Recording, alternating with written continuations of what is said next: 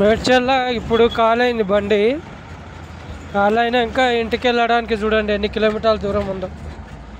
ఈరోజు డే మొత్తము 3 ట్రిప్పులు కొట్టినా. 3 ట్రిప్పుల్లో పొద్దున్న 20 కిలోమీటర్లు, మధ్యాహ్నము 25 కిలోమీటర్లు, ఇదేమో 30 కిలోమీటర్లు. ఇప్పుడు ఇంటికి వెళ్ళడానికి 38 కిలోమీటర్లు.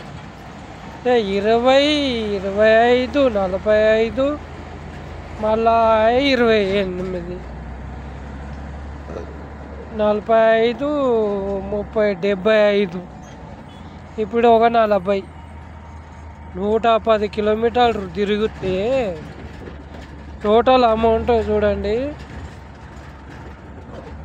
3,000 వచ్చినాయి. 3,000ల పోటర్ కమిషన్ 12%, డీజిల్ 110 కిలోమీటర్లకు ఎంత డీజిల్ తాగుతుందో చెప్పండి. ఎప్పుడు దాంట్లో ఎంత మిగులుతుంది?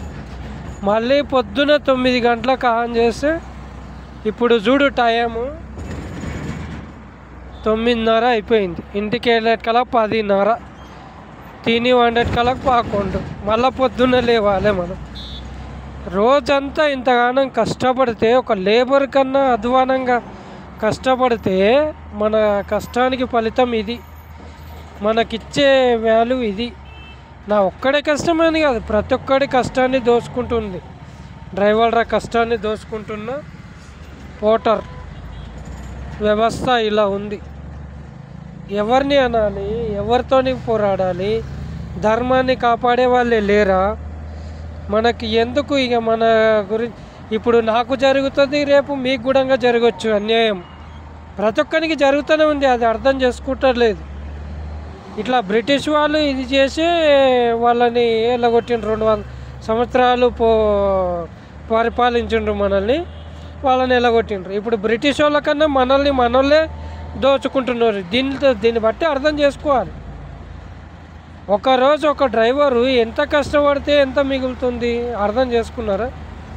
9 గంటలకు ఆన్ చేస్తే రాత్రి 10 అవుతుంది, తిని వండేటికల్లా 11, 12 అవుతుంది. మళ్ళీ పొద్దున్నే లేవాలి. తన ఆరోగ్యం ఏంది, తన పరిస్థితి ఏంది, తన స్థితిగతులు ఏంది? అంత కష్టపడితే కూడా డబ్బులు మిగలడం లేదు.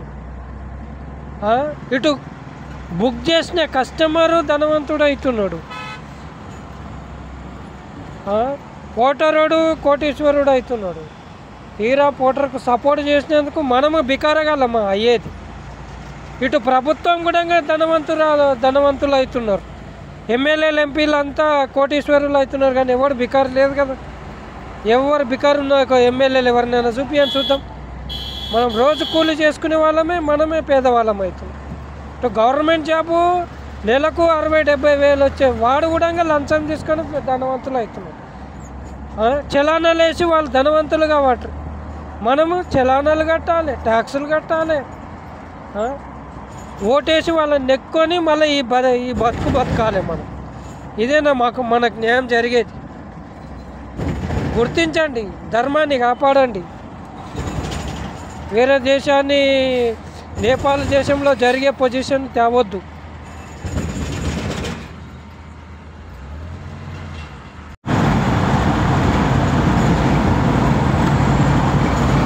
ఇక ఫ్రెండ్స్ చూడండి,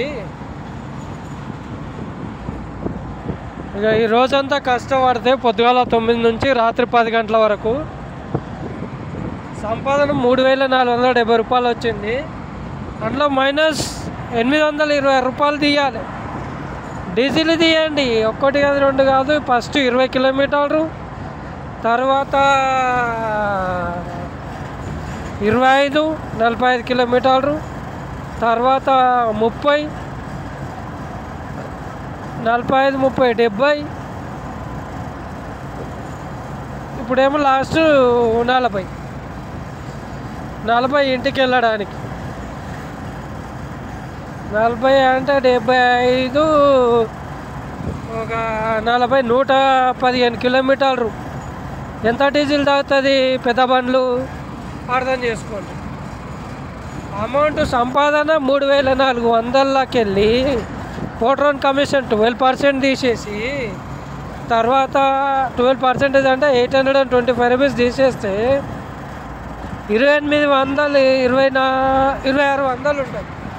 2600లో 1100 డీజిల్ తీస్తే 1100 ఉండదు.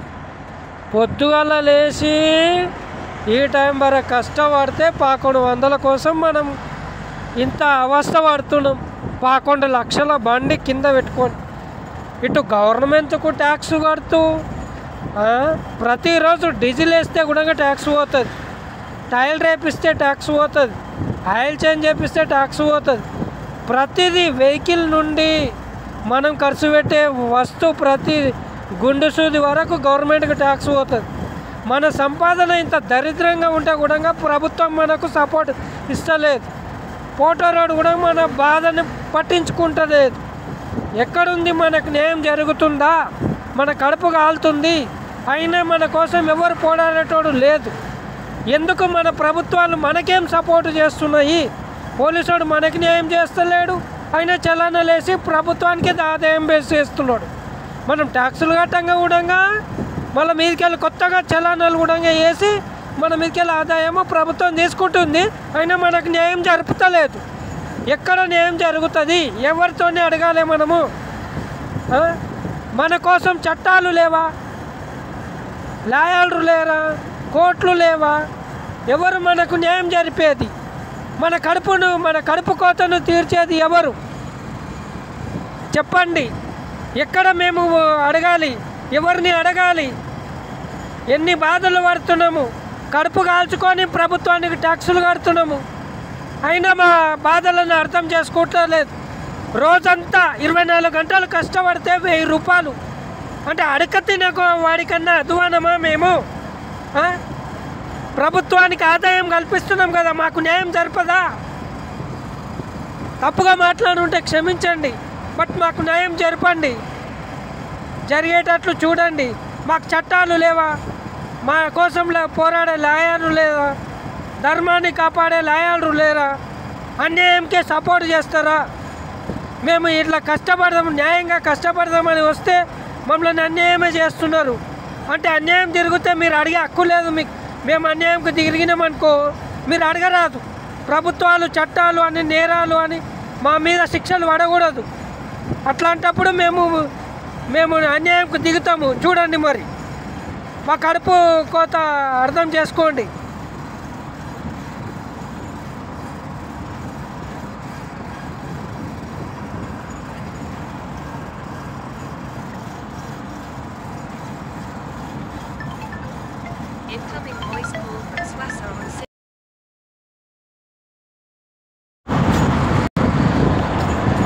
మళ్ళీ ఇన్సెంటివ్ అని ఇస్తాడు.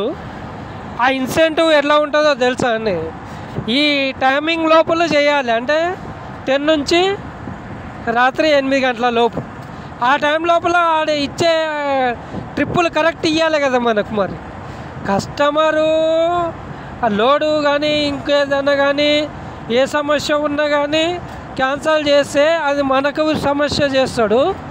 అది అట్లా క్యాన్సల్ చేయడం వల్ల ఇన్సెంటివ్ రాదు. మళ్ళీ ట్రిప్పులేమో కరెక్ట్ ఇవ్వడు. ఆ టైంలోపు ట్రిప్పులు ఇవ్వాలి కదా. ఇన్సెంటివ్ పెట్టి కూడా మనకు లాభం లేకుండా ఇన్సెంటివ్ పెట్టిండు. చూడండి ఎంత హుషారు ఉన్నాడు పోటర్. తను లాభం అందుతున్నాడు. మన మీద ట్యాక్స్, మన మీద 12% తీసుకొని లాభం పొందుతున్నాడు. బట్ మనకు లాభం లేకుండా చేస్తున్నాడు. కస్టమర్ కూడా లాభం ఉంది. ఆయనకు రిక్వైర్మెంట్ ఉంటే బుక్ చేస్తాడు. ఆయన అమౌంట్ ఎక్కువ ఇవ్వడానికి కూడా రెడీ ఉన్నాడు. పోటరోన్కి ఏం నొప్పి అయింది? మేము చేయమంటున్నామా మీకు పోటర్ల డ్యూటీ?